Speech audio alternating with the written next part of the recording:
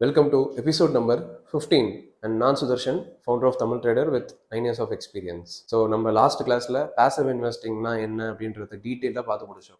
And இந்த கிளாஸில் நம்ம ஆக்டிவ் இன்வெஸ்டிங்குள்ளே என்டர் ஆக போகிறோம். ஸோ என்னோட one of the favourite topic இது.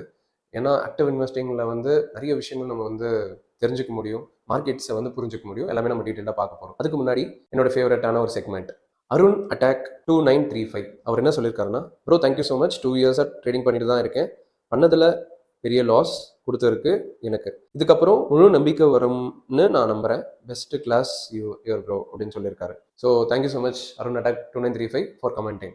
ஸோ இதுக்கு முன்னாடி வந்து நீங்கள் கற்றுக்கிட்டு பண்ணீங்களா, எப்படி பண்ணீங்கன்றது எனக்கு தெரியல. பட் இப்போ நீங்கள் சொன்ன மாதிரி நல்லா கற்றுட்ருக்கேன், கான்ஃபிடென்ட்டாக இருக்கேன்னு சொல்கிறீங்க. ஸோ கான்செப்ட்ஸை நல்லா ரிவைஸ் பண்ணி நல்லா ப்ராப்பராக ப்ராக்டிஸ் பண்ணிவிட்டு அதுக்கப்புறமா நீங்கள் பண்ணீங்க அப்படின்னா கண்டிப்பாக க்ரோத் இருக்கும்ன்றதுல டவுட்டே இல்லை. All the very best to you and எல்லாருக்குமே. ஸோ யாரெல்லாம் கமெண்ட் பண்ணிட்டு இருக்கீங்களோ ரொம்ப நன்றி, நான் உங்களை வந்து பார்த்துட்டு இருக்கேன், வேல்யூ பண்ணிட்டு இருக்கேன். ஸோ இன்னைக்கு நம்ம டாபிக் வந்து பார்த்தீங்கன்னா ஆக்டிவ் இன்வெஸ்டிங். நான் சொன்ன மாதிரி ஸோ ஆக்டிவ் இன்வெஸ்டிங்கில் ஃபஸ்ட்டு நம்ம தெரிஞ்சுக்க வேண்டியது என்னென்னா ஒய், ஏன் ஆக்டிவ் இன்வெஸ்டிங் பண்ணணும். அதான் சூப்பராக மியூச்சுவல் ஃபண்ட்ஸ் இருக்குது, நம்ம பார்த்தோம் இல்லையா, ஆல்ரெடி ஒரு எக்ஸ்பர்ட் அதை வந்து மேனேஜ் பண்ணுறாரு. நான் பண்ண ரிஸ்க் இல்லாமல் காசு அதில் போட்டு போயிட்டே இருக்கலாம், வருஷம் வருஷம் இல்லை மாதம் மாதம் நான் பண்ணிகிட்டே இருக்கலாம். அது ஏன் நான் வந்து உட்காந்துட்டு ஆக்டிவாக ஒரு ஸ்டாக்கை செலக்ட் பண்ணி நான் வந்து இன்வெஸ்ட் பண்ணணும் அப்படின்றது உங்களுக்கு ஒரு கொஷின் வருது அப்படின்னா, here is a clear answer.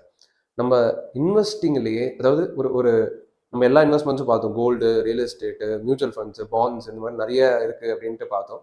அது எல்லாத்துலேயே விட ஹையஸ்ட் க்ரோத் வந்து எதில் இருக்கும்னா ஆக்டிவ் இன்வெஸ்டிங்கில் தான் இருக்கும்.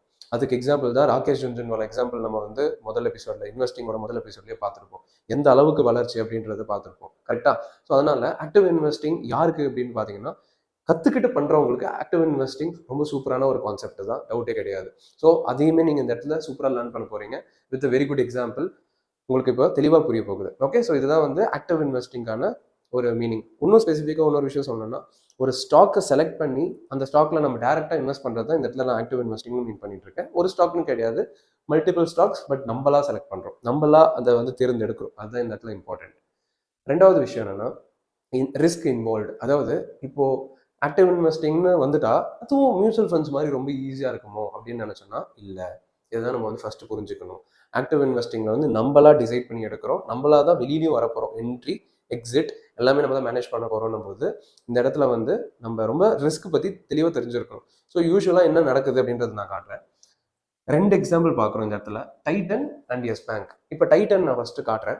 டைட்டன் ராகேஷ் ஜுன்ஜுன்வாலா எக்ஸாம்பிளையும் நம்ம பார்த்துருப்போம், 4 ரூபாயில் இருந்துச்சு ஒரு 25 வருஷத்துக்கு முன்னாடி. அண்ட் 2024-25 வந்து பார்த்தீங்கன்னா டைட்டனோட ப்ரைஸ் வந்து 3500 கிராஸ் பண்ணிருச்சு, போன வருஷமே சொல்ல வரேன் நான். ஸோ இது எவ்வளோ மடங்கு வளர்ச்சி அப்படின்னு நீங்கள் கால்குலேட் பண்ணி பார்த்தீங்கன்னா 800 மடங்குக்கு மேலே, 800 டைம்ஸுக்கு மேலே. வாவ், சூப்பர், செம்மையாக இருக்குல்ல. அப்போ நம்மளும் வந்து ஈஸியாக காசு போட்டு பணக்காரன் ஆயிடலாம் அப்படின்ட்டு நம்ம யோசிச்சோம்னா, எஸ் பேங்க் எக்ஸாம்பிள் காட்டுறேன். 2018 400 இருந்துச்சு. இதே 2025 வந்து பார்த்தீங்கன்னா less than 20 rupees. less than 20 rupees. அப்போ இது எவ்வளோ இறங்கியிருக்கு பாருங்க. 400 ரூபாயில் ஒருத்தர் சப்போஸ் 400 ரூபாயில் இருக்கும்போது ஒரு 1 lakh இன்வெஸ்ட் பண்ணுறாரு அப்படின்னா, அது இப்போ 20க்கு வந்துருச்சு அப்படின்னா அந்த 1 lakh வந்து வெறும் 5000 மாறிடுச்சு. 95,000 லாஸில் அவர் உட்காந்துட்டு இருக்காருன்னு அர்த்தம். எஸ் பேங்க்ல இன்வெஸ்ட் பண்ணி, எஸ் பேங்க்ல மட்டும் இன்வெஸ்ட் பண்ணியிருந்தாருன்னு. ஸோ அப்போ நீங்கள் என்ன புரிஞ்சுக்கணும்னா, ப்ளஸ்ஸும் இருக்குது மைனஸும் இருக்குது. இதுதான் வந்து இன்வெஸ்டிங்கில் இருக்கிற ஒரு point that you need to understand. நம்மளா இன்வெஸ்ட் பண்ணும்போது ஐயோ அப்போ ரிஸ்க் போலையே, அப்போ நம்மளுக்கு செட் ஆகாது அப்படின்னு யோசிக்க வேணாம். ஏன்னா எங்கே ரிஸ்க் இருக்கோ அங்கே ரிவார்டும் இருக்குன்றதுனால தான் நம்ம இதை வந்து தெரிஞ்சுக்க போகிறோம். ஓகே, ஸோ அப்போ நான் வந்து உங்களுக்கு இந்த இடத்துல என்ன சொல்லிக் கொடுக்க போகிறேன்னா, எப்படி நம்ம எஸ் பேங்க் மாதிரி ஸ்டாக்ஸை முடிஞ்ச அளவுக்கு அவாய்ட் பண்ணுறதுனும், எப்படி டைட்டன் மாதிரி குவாலிட்டியான ஸ்டாக்ஸை பிக் பண்ணுறதுனும் அடுத்தடுத்த பாயிண்ட்ஸில் வந்து நம்ம பார்க்க போகிறோம். ஓகே, ஸோ அது என்கிட்ட விட்டுருங்க, அந்த கவலை உங்களுக்கு வேணாம். நீங்கள் பண்ண போகிறது என்னன்னா, எப்பவும் போல் நல்லா கவனிச்சு நோட்ஸ் எடுக்கிறது, அவ்வளோதான். ரைட். ஸோ அதை நம்ம எப்படி பண்ண போகிறோம்னு பார்த்தீங்கன்னா, டைப்ஸ் ஆஃப் அனாலிசிஸ்ன்னு அதை வந்து நம்ம சொல்லலாம். அதாவது இப்போ நான் ஒரு ஸ்டாக் எடுத்துட்டேன் அப்படின்னா அந்த ஸ்டாக் வந்து 2 விதமாக நம்ம அனாலிசிஸ் பண்ண போகிறோம். ஒன்று ஃபண்டமெண்டல், இன்னொன்று டெக்னிக்கல். ஃபண்டமெண்டல் அனாலிசிஸ் அப்படின்றது என்னன்னு பார்த்தீங்கன்னா, ஒரு ஸ்டாக்கோட ப்ராஃபிட் அண்ட் லாஸ், அவங்க என்ன பிஸ்னஸ் பண்ணிட்டு இருக்காங்க, அவங்களோட ஆர்டர் புக் எப்படி இருக்கு, அதாவது அவங்களோட சார்ட்ஸில் நம்ம அவங்கள பற்றி அனாலிசிஸ் பண்ண மாட்டோம், பேக்ரவுண்டில் போயிட்டு அனாலிசிஸ் பண்ணுவோம். ஸோ டேட்டாஸ் ஓரியன்டாக அவங்கள வந்து நம்ம அனாலிசிஸ் பண்ணுவோம். இதை தான் நம்ம வந்து ஃபண்டமெண்டல் அனாலிசிஸ்ன்னு சொல்லுவோம். இதை கண்டிப்பாக நம்ம நெக்ஸ்ட் பார்ப்போம்.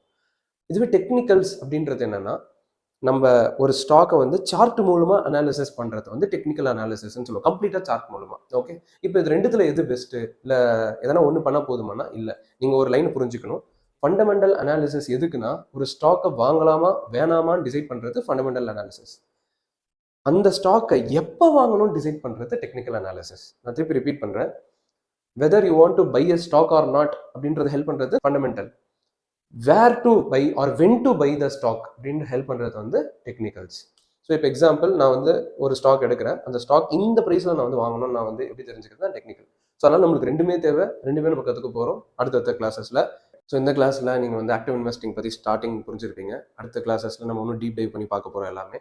ஸோ நிறைய பேர் ஆக்சுவலி என்கிட்ட சொன்ன மாதிரி கேட்ட மாதிரி நான் வந்து ஒரு இனிஷியேட்டிவ் எடுத்திருக்கேன். ஸோ நம்ம எல்லாருமே ஒரு ஃபேமிலியாக யுனைட் ஆக போகிறோம். என்னோட இன்ஸ்ட்ரக்ஷன்ஸ்லாம் நீங்கள் வந்து தெரிஞ்சுக்க முடியும். என்னோட இன்சைட்ஸ் நீங்கள் வந்து தெரிஞ்சுக்க முடியும். எப்படின்னா ஒரு டெலகிராம் குரூப் மூலமாக. எஸ், ஒரு ஃப்ரீ டெலகிராம் கம்யூனிட்டி. இது நான் குரூப்னு எப்பவுமே சொல்ல மாட்டேன். ஒரு கம்யூனிட்டி, ஒரு ஃபேமிலியாக தான் நான் அதை பார்க்குறேன். ஸோ யாரெல்லாம் என்னை வந்து நீங்கள் ஃபாலோ பண்ணிட்டு இருக்கீங்களோ, என்னோட இன்சைட்ஸ், என்னோட ஐடியாலஜி நீங்கள் வந்து தெரிஞ்சுக்கணும்னு நினைக்கிறீங்களோ, உங்களுக்கான ஒரு ஏரியா அது. ஸோ நம்ம எல்லாருமே ஃபேமிலியாக அந்த இடத்துல வந்து வளர போகிறோம். ஒரே ஒரு விஷயத்த நான் வந்து உங்களுக்கு ஞாபகப்படுத்த விரும்புகிறேன். நம்ம வந்து கால்ஸ் கொடுக்கறது கிடையாது. நம்ம வந்து அந்த மாதிரி எதுவுமே வந்து பண்ணுறது கிடையாது. ஸோ நீங்கள் வந்து இந்த இடத்துல கற்றுக்க போகிற விஷயங்கள் இல்லை தெரிஞ்சுக்க போகிற விஷயங்கள்ன்றது வந்து என்னோட இன்ஸ்ட்ரக்ஷன்ஸ் மாதிரி இருக்க போகுது.